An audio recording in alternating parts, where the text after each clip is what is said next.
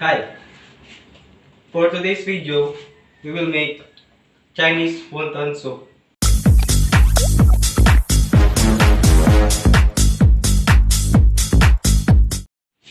For the ingredients, we have ground pork, sesame oil, wonton wrappers, light soy sauce, cornstarch, egg, um, ground shrimps, onion leaves, and salt. To marinate the ground pork, first add the ground shrimps, then salt,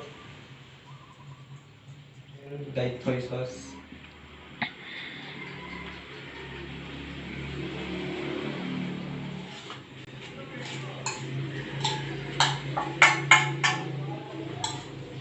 And cornstarch.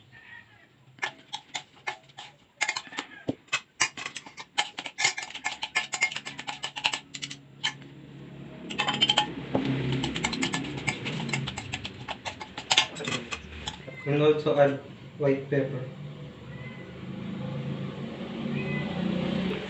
To make the wonton, first wonton wrapper, wet the wonton wrapper with egg.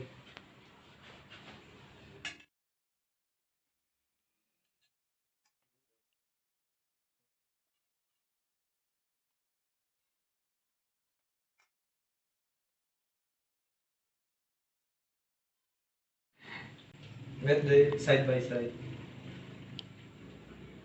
Then fold.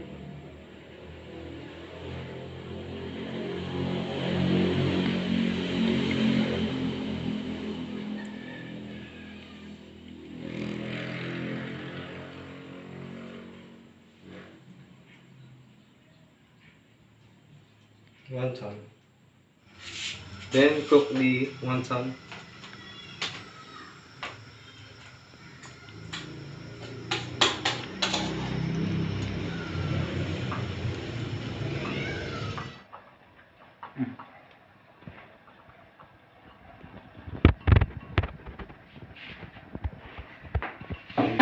Then add the stock. For the garnish, add onion leaves.